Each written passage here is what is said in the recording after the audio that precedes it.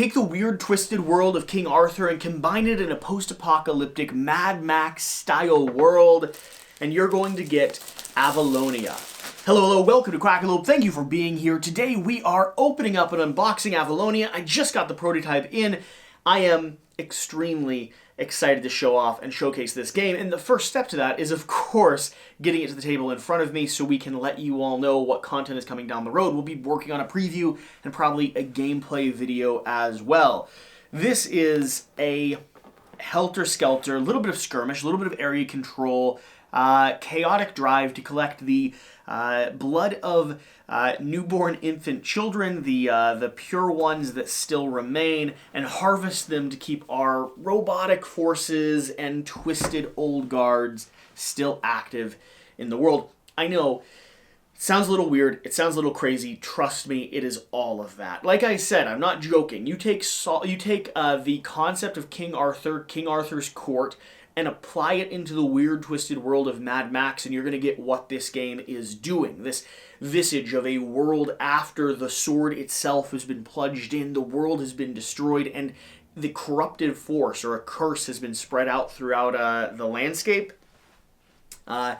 eventually destroying almost all of civilization and turning them into machinations or disgusting remnants of what they used to be, with only the pure still remaining, the very, very few life forms that have not been corrupted by King Arthur's sword, and that's where this game is taking place. So let's dive in. I know enough about this title to walk you through kind of how it plays as we pull everything out, but I haven't seen this yet, so I'm really excited. Trample, crumple, blood, graves, indestructible. Nice. Some awesome artwork here. Ooh, okay, so these are the different scenarios potentially. He who saves the land becomes ruler. He who destroys it becomes king. Seems accurate, but maybe not what we're looking for. Oh, these are also talking about the factions and the samples that we're going to be playing out with. Awesome. So, Avalonia Rulebook. I'll dive into the flavor text in just a bit, but to start with, I want to actually go ahead and get the board out here so that I can show you what we're working with. So, like I said, this is going to be a area control kind of skirmish combat style game. This will be the big post-apocalyptic wasteland that we're flipping out here.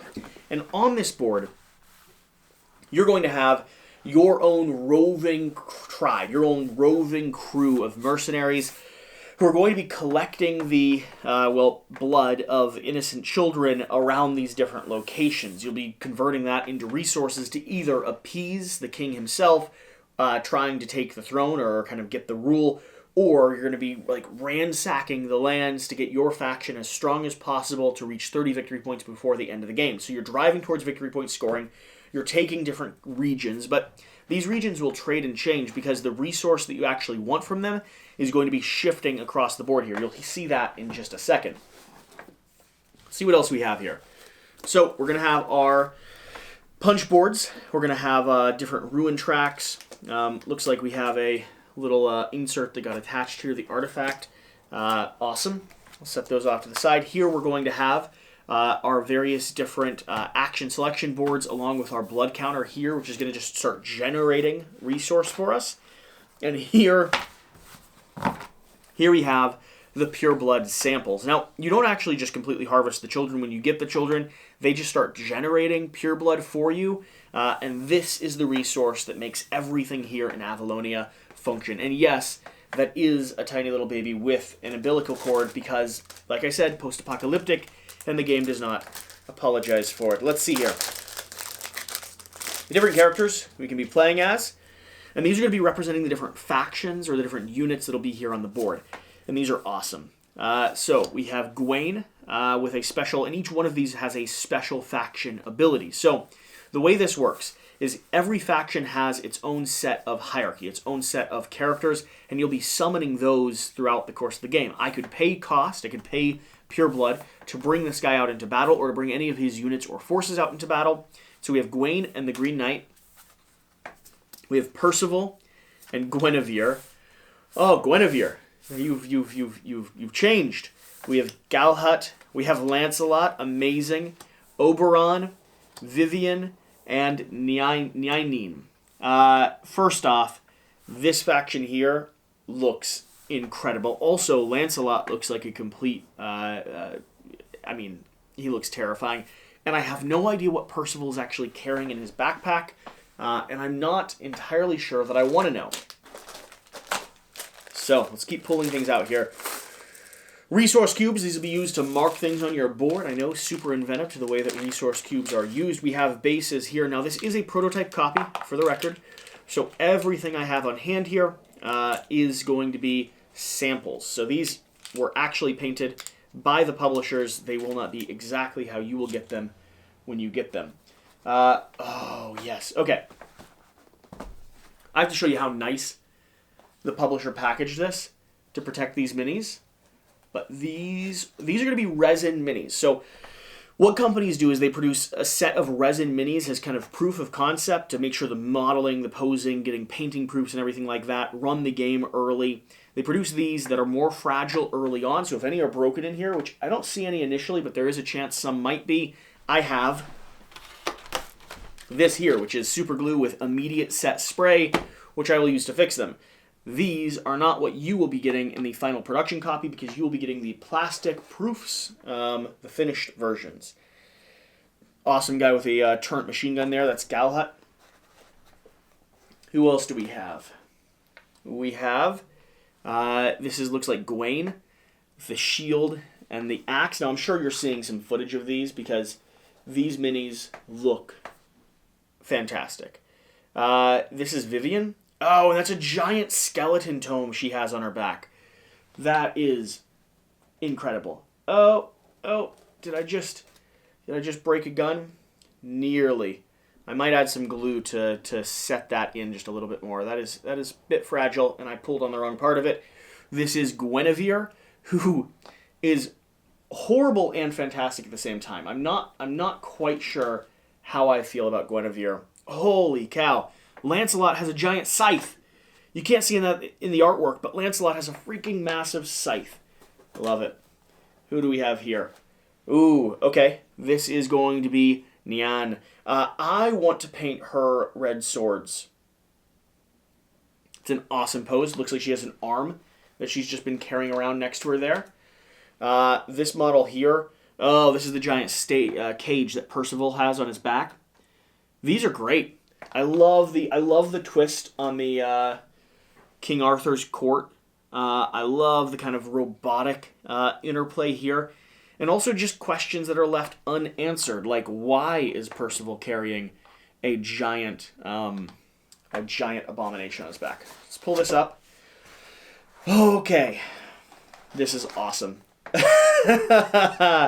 So, if anything if you want to combine Cthulhu with King Arthur, here you are. This is insane. First off, it's super dense and super heavy. I love that about it. This is going to be, and this is a core part of the game. This is just not for show, right? I mean, it is for show. Let's be honest. That is a fantastic show. But this is the sword that has been plunged into the back of the chair. This is King Arthur himself sitting there on the throne. And we are going to be adding the little newborns, if I can find them here. Where are they? Where are the babies? Is it you? No, you're warthogs. You're a ground faction. So are all of you. They have to be under some of this stuff that I haven't pulled out yet. Guarantee that's it.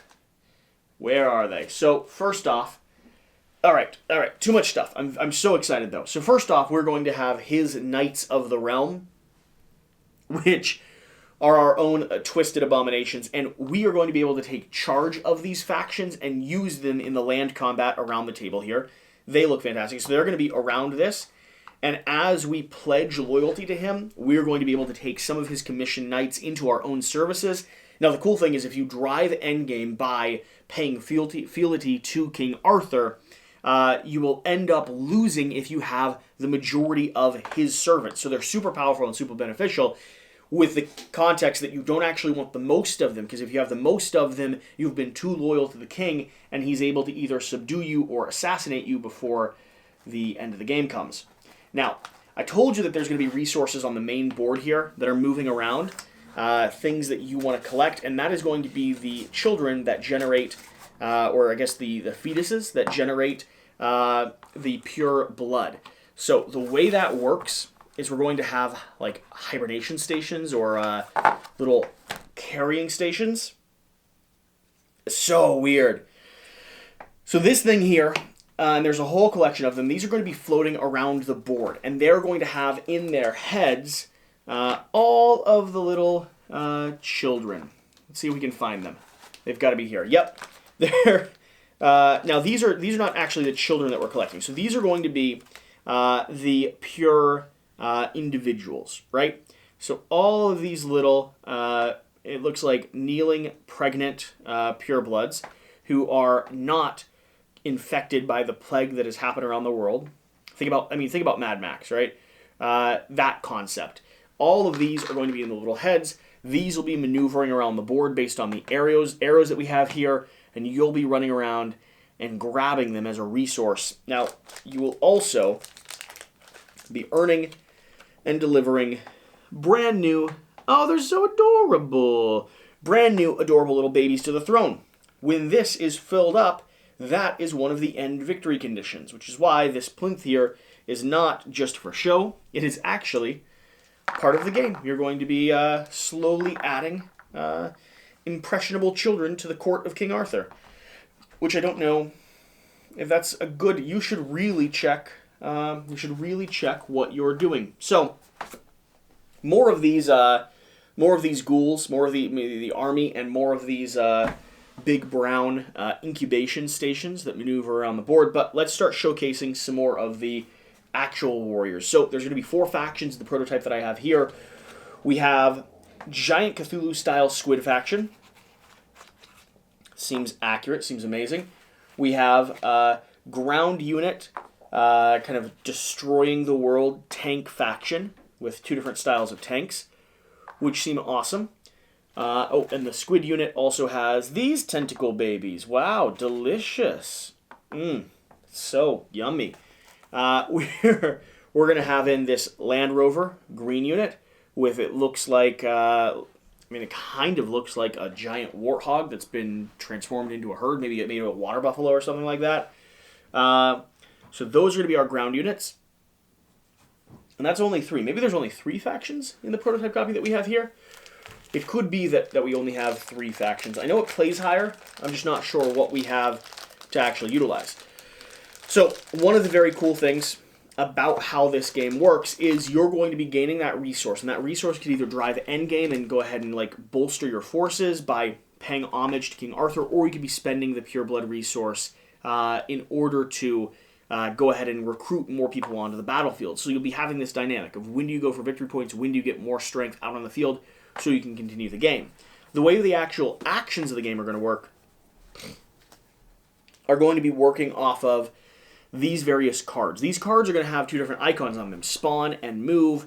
You're going to have move and attack. You're going to have research, harvest, and various different actions. And they all have a number across the top. So you'll have a whole pile of these cards with their own custom number in them, and you'll be taking your actions by playing these down, and whoever the hierarchy of turn order is going to be based on the number that you have. So instead of it being 1, 2, 3, you actually have a whole range of variable numbers, both on your player board, who you have active, and what cards you've played, which means you may be able to hold on to a card that has the lowest number in the game in order to potentially do something more powerful a little bit later on. I like that they've taken the idea of selective play and brought it even farther up to the forefront by giving you even more. It's kind of trick-taking in a way. You have to try to read what the rest of the room has and determine when you actually need or want to play your units.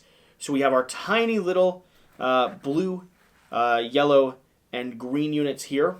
Oh, these women with like the full-on scythe, like little daggers and stuff, look terrifying.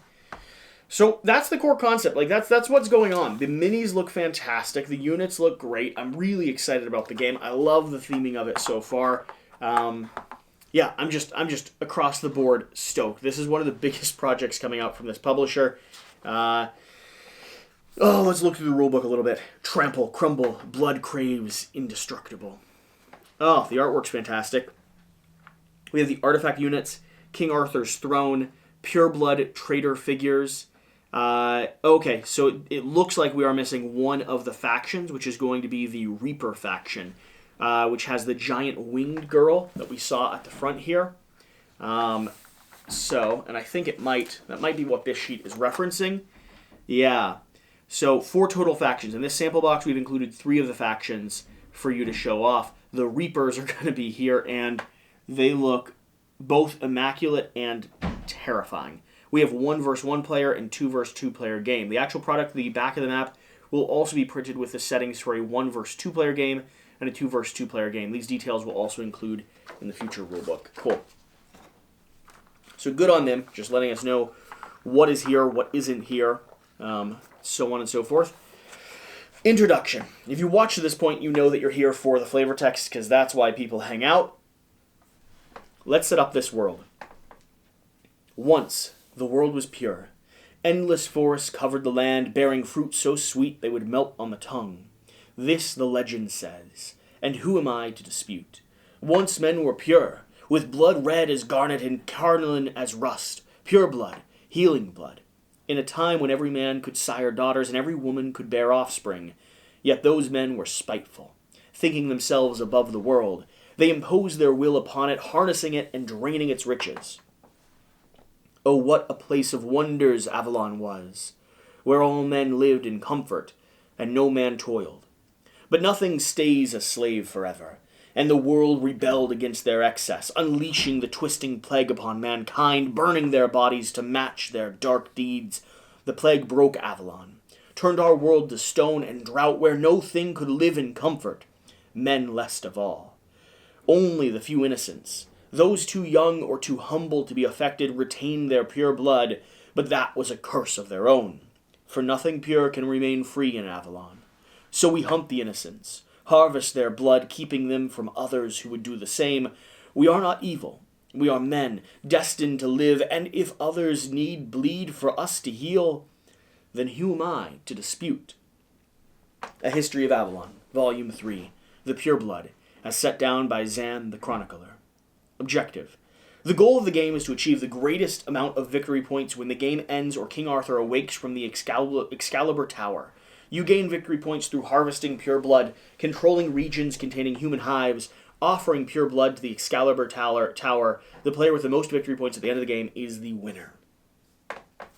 I want to go through the factions here, because again, they look awesome. The factions. The Reapers. The exiled sons, Mord has returned, ready to take Excalibur from his father. Ooh. That's cool. The Raiders.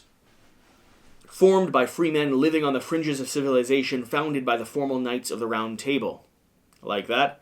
The Saviours. The new Knights of the Round Table are no longer made up of the loyal legion of King Arthur, but are led by Sir Lancelot, the King Arthur's wife, Gwynevere. Oh, so twisted. The Seekers. Once upon shadowed city called Galmir, now destroyed, it was their ancestors who forged the sword Excalibur to contain the evil power in this world. Nice. Yeah, so here we have the board, the layout, the rule book, how we're going to be setting up the head-to-head battles, how movement and stuff works. I just need to dig through this. I need to do some reading. 2 ways the game ends. We already kind of went through that. It's going to be if he wakes up or if someone crosses 30 victory points. And then you'll, of course, categorize like the last of your victory points and go ahead and solve for the game. I'm so excited. I'm going to start learning this. Hopefully within the next week or so, we're going to have gameplay content here on the channel to share and show off with you guys. If you're excited and you want to see anything particular, let me know. But I'm going to go shoot the B-roll that needs to go in this video, then I'm going to edit this video, then I'm going to post this video, then I'm going to start reading the rulebook so I can go ahead and play. Thank you for watching. Thank you for being here. Whatever the case, whatever you do, remember to do the important thing. Get out and play some games. We'll see you next time. Thank you.